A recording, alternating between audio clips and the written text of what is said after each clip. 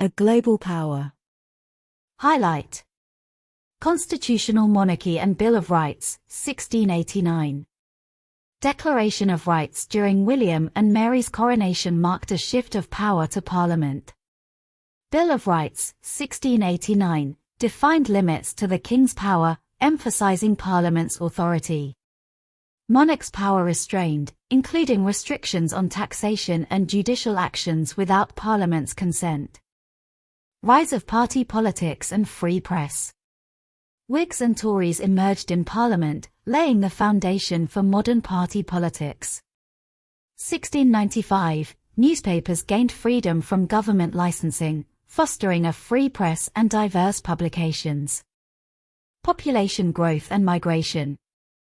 Significant population growth during the 18th century, with a wave of emigration to new colonies and immigration to Britain. Notable groups: Huguenots, 1680 to 1720, from France, and first Jewish settlers in London, 1656. Act of Union with Scotland, 1707. Act of Union united England, Scotland, and Wales, forming the Kingdom of Great Britain.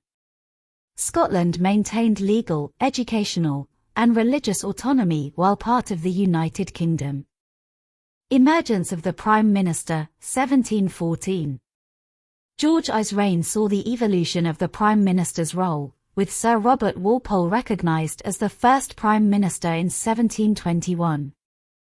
Highland clearances, 18th century. Post-Culloden, Scottish clan power declined, leading to a transformation known as the Highland clearances. Enclosure of small farms and transition to sheep and cattle farming, displacing many Scots. Enlightenment and Industrial Revolution. Enlightenment, 18th century, brought significant ideas in politics, philosophy, and science. Industrial Revolution, 18th to 19th century, marked by mechanization, growth in manufacturing, and improved transport links. Slave trade and abolition. 18th century saw the peak of the British involvement in the transatlantic slave trade. Abolition movement gained momentum, leading to the eventual banning of the slave trade in 1807 and abolition of slavery in 1833. American War of Independence, 1775 to 1783. Conflict between American colonies and British forces led to the colonies' Declaration of Independence in 1776. The Treaty of Paris, 1783, recognized the independence of the United States. Victorian Age, 1837 to 1901, and the British Empire. Reign of Queen Victoria marked a period of significant British global influence and expansion of the British Empire.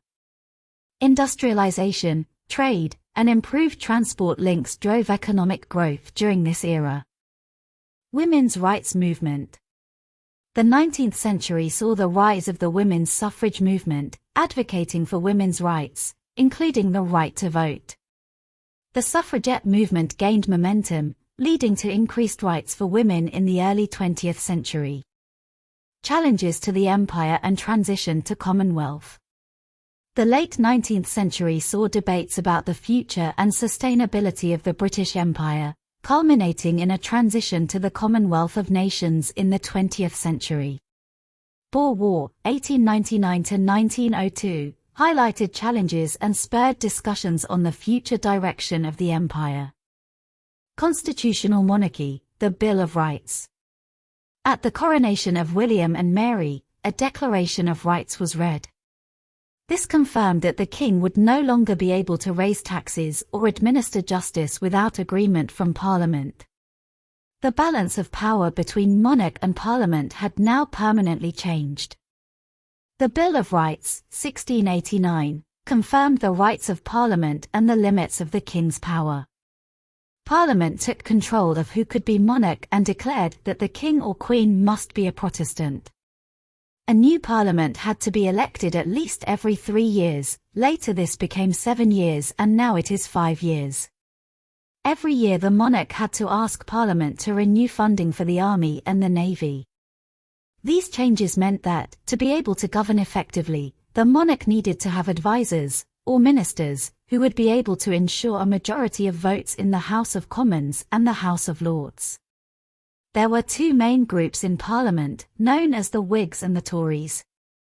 The modern Conservative Party is still sometimes referred to as the Tories.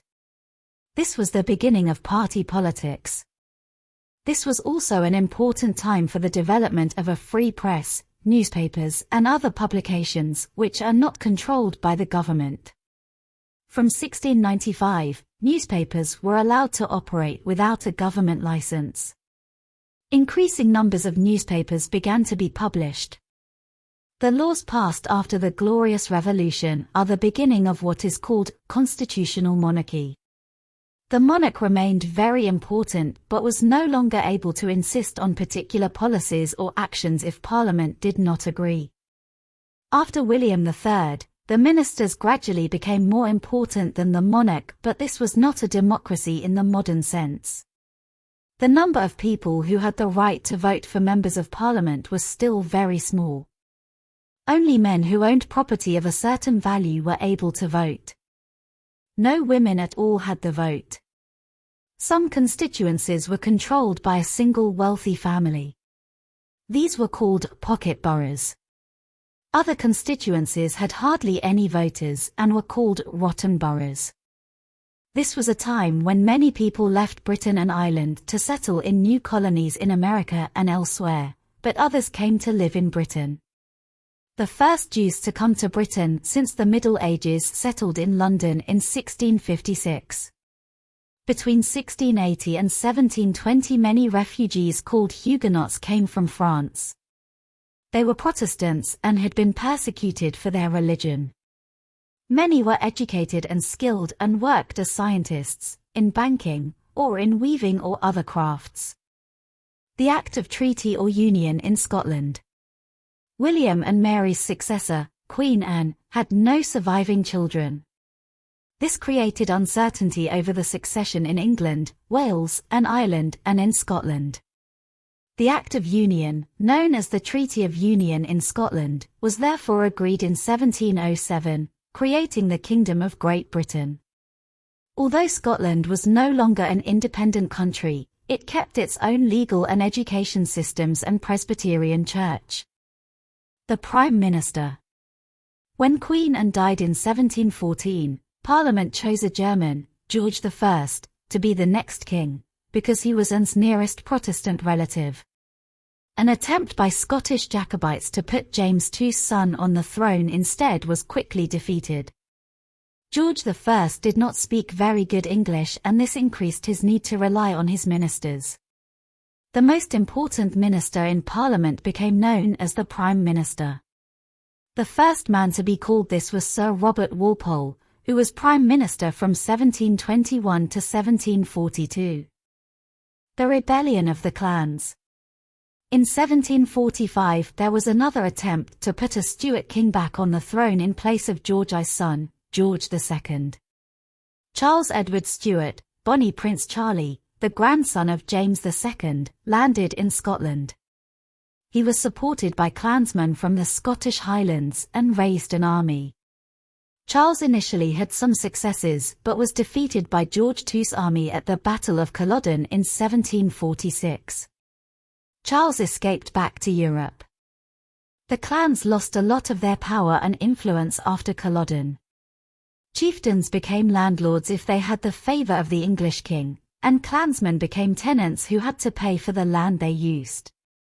A process began which became known as the Highland Clearances. Many Scottish landlords destroyed individual small farms, known as crofts, to make space for large flocks of sheep and cattle. Evictions became very common in the early 19th century. Many Scottish people left for North America at this time. The Enlightenment. During the 18th century, new ideas about politics, philosophy, and science were developed. This is often called the Enlightenment. Many of the great thinkers of the Enlightenment were Scottish. Adam Smith developed ideas about economics which are still referred to today. David Hume's ideas about human nature continue to influence philosophers. Scientific discoveries, such as James Watt's work on steam power, helped the progress of the Industrial Revolution. One of the most important principles of the Enlightenment was that everyone should have the right to their own political and religious beliefs and that the state should not try to dictate to them. This continues to be an important principle in the UK today. The Industrial Revolution. Before the 18th century, agriculture was the biggest source of employment in Britain. There were many cottage industries, where people worked from home to produce goods such as cloth and lace. The Industrial Revolution was the rapid development of industry in Britain in the 18th and 19th centuries. Britain was the first country to industrialize on a large scale. It happened because of the development of machinery and the use of steam power. Agriculture and the manufacturing of goods became mechanized. This made things more efficient and increased production. Coal and other raw materials were needed to power the new factories. Many people moved from the countryside and started working in the mining and manufacturing industries. The development of the Bessemer process for the mass production of steel led to the development of the shipbuilding industry and the railways. Manufacturing jobs became the main source of employment in Britain. Better transport links were needed to transport raw materials and manufactured goods. Canals were built to link the factories to towns and cities and to the ports, particularly in the new industrial areas in the middle and north of England. Working conditions during the Industrial Revolution were very poor. There were no laws to protect employees, who were often forced to work long hours in dangerous situations. Children also worked and were treated in the same way as adults. Sometimes they were treated even more harshly. This was also a time of increased colonization overseas. Captain James Cook mapped the coast of Australia and a few colonies were established there. Britain gained control over Canada, and the East India Company, originally set up to trade, gained control of large parts of India. Colonies began to be established in southern Africa. Britain traded all over the world and began to import more goods. Sugar and tobacco came from North America and the West Indies, textiles, tea, and spices came from India and the area that is today called Indonesia. Trading and settlements overseas sometimes brought Britain into conflict with other countries, particularly France, which was expanding and trading in a similar way in many of the same areas of the world. This commercial expansion and prosperity was sustained in part by the booming slave trade. While slavery was illegal within Britain itself, by the 18th century it was a fully established overseas industry, dominated by Britain and the American colonies. Slaves came primarily from West Africa. Traveling on British ships in horrible conditions, they were taken to America and the Caribbean, where they were made to work on tobacco and sugar plantations. The living and working conditions for slaves were very bad. Many slaves tried to escape and others revolted against their owners in protest at their terrible treatment. There were, however, people in Britain who opposed the slave trade. The first formal anti-slavery groups were set up by the Quakers in the late 1700s, and they petitioned Parliament to ban the practice. William Wilberforce, an evangelical Christian and a member of Parliament, also played an important part in changing the law. Along with other abolitionists, people who supported the abolition of slavery, he succeeded in turning public opinion against the slave trade. In 1807, it became illegal to trade slaves in British ships or from British ports, and in 1833 the Emancipation Act abolished slavery throughout the British Empire. The Royal Navy stopped slave ships from other countries, freed the slaves and punished the slave traders. After 1833, 2 million Indian and Chinese workers were employed to replace the freed slaves. They worked on sugar plantations in the Caribbean, in mines in South Africa, on railways in East Africa and in the army in Kenya. By the 1760s, there were substantial British colonies in North America. The colonies were wealthy and largely in control of their own affairs. Many of the colonist families had originally gone to North America in order to have religious freedom. They were well educated and interested in ideas of liberty. The British government wanted to tax the colonies. The colonists saw this as an attack on their freedom and said there should be no taxation without representation in the British Parliament. Parliament tried to compromise by repealing some of the taxes, but relationships between the British government and the colonies continued to worsen. Fighting broke out between the colonists and the British forces. In 1776, 13 American colonies declared their independence, stating that people had a right to establish their own governments. The colonists eventually defeated the British Army and Britain recognized the colonies' independence in 1783. During the 18th century, Britain fought a number of wars with France. In 1789, there was a revolution in France and the new French government soon declared war on Britain. Napoleon, who became Emperor of France, continued the war. Britain's navy fought against combined French and Spanish fleets, winning the Battle of Trafalgar in 1805.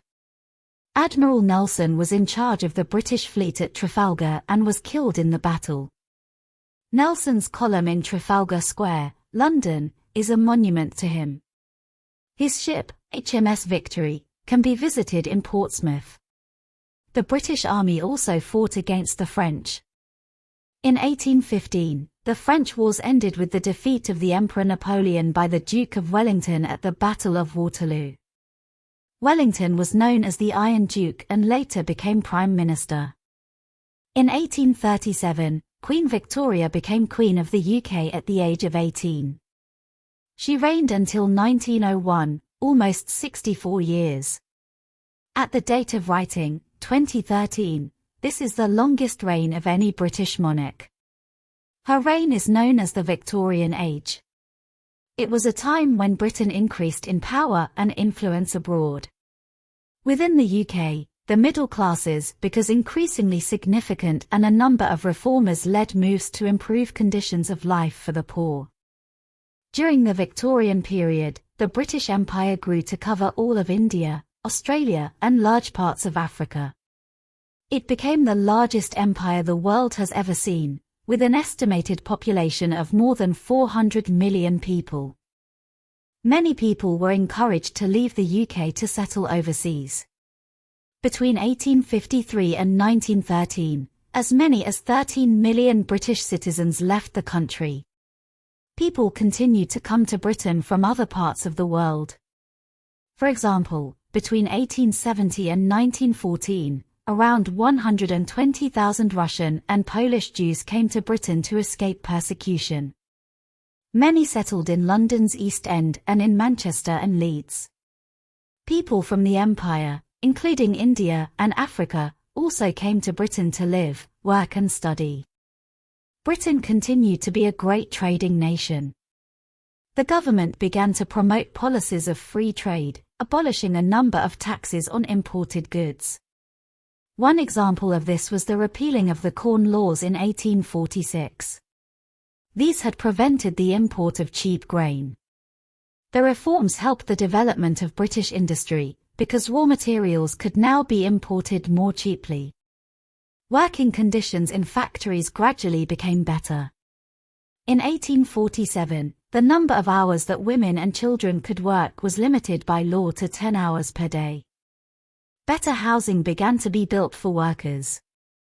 Transport links also improved, enabling goods and people to move more easily around the country. Just before Victoria came to the throne, the father and son George and Robert Stephenson pioneered the railway engine, and a major expansion of the railways took place in the Victorian period. Railways were built throughout the empire. There were also great advances in other areas, such as the building of bridges by engineers such as Isambard Kingdom Brunel. The Crimean War. From 1853 to 1856, Britain fought with Turkey and France against Russia in the Crimean War. It was the first war to be extensively covered by the media through news stories and photographs. The conditions were very poor and many soldiers died from illnesses they caught in the hospitals, rather than from war wounds. Queen Victoria introduced the Victoria Cross Medal during this war. It honors acts of valor by soldiers. Ireland in the 19th century. Conditions in Ireland were not as good as in the rest of the UK. 2/3 of the population still depended on farming to make their living, often on very small plots of land. Many depended on potatoes as a large part of their diet. In the middle of the century the potato crop failed, and Ireland suffered a famine. 1 million people died from disease and starvation. Another 1.5 million left Ireland. Some emigrated to the United States and others came to England. By 1861 there were large populations of Irish people in cities such as Liverpool, London, Manchester and Glasgow. The Irish nationalist movement had grown strongly through the 19th century. Some, such as the Fenians, favoured complete independence. Others, such as Charles Stewart Parnell, advocated Home Rule, in which Ireland would remain in the UK but have its own parliament.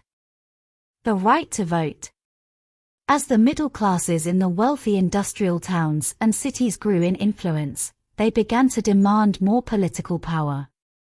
The Reform Act of 1832 had greatly increased the number of people with the right to vote. The Act also abolished the old pocket and rotten boroughs and more parliamentary seats were given to the towns and cities. There was a permanent shift of political power from the countryside to the towns, but voting was still based on ownership of property. This meant that members of the working class were still unable to vote. A movement began to demand the vote for the working classes and other people without property. Campaigners, called the Chartists, presented petitions to Parliament. At first they seemed to be unsuccessful, but in 1867 there was another Reform Act. This created many more urban seats in Parliament and reduced the amount of property that people needed to have before they could vote. However, the majority of men still did not have the right to vote and no women could vote. Politicians realized that the increased number of voters meant that they needed to persuade people to vote for them if they were to be sure of being elected to Parliament. The political parties began to create organizations to reach out to ordinary voters.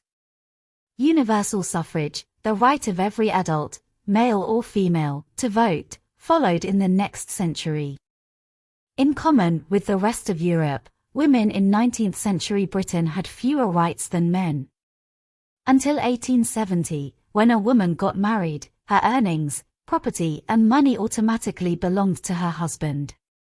Acts of Parliament in 1870 and 1882 gave wives the right to keep their own earnings and property.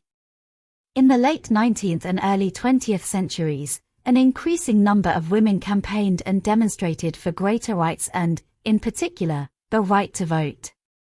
They formed the women's suffrage movement and became known as suffragettes. Although the British Empire continued to grow until the 1920s, there was already discussion in the late 19th century about its future direction. Supporters of expansion believed that the empire benefited Britain through increased trade and commerce. Others thought the empire had become overexpanded and that the frequent conflicts in many parts of the empire, such as India's northwest frontier or southern Africa, were a drain on resources. Yet the great majority of British people believed in the empire as a force for good in the world. The Boer War of 1899 to 1902 made the discussions about the future of the empire more urgent. The British went to war in South Africa with settlers from the Netherlands called the Boers. The Boers fought fiercely and the war went on for over 3 years. Many died in the fighting and many more from disease. There was some public sympathy for the Boers and people began to question whether the empire could continue. As different parts of the empire developed, they won greater freedom and autonomy from Britain. Eventually, by the second half of the 20th century, there was, for the most part, an orderly transition from empire to Commonwealth, with countries being granted their independence.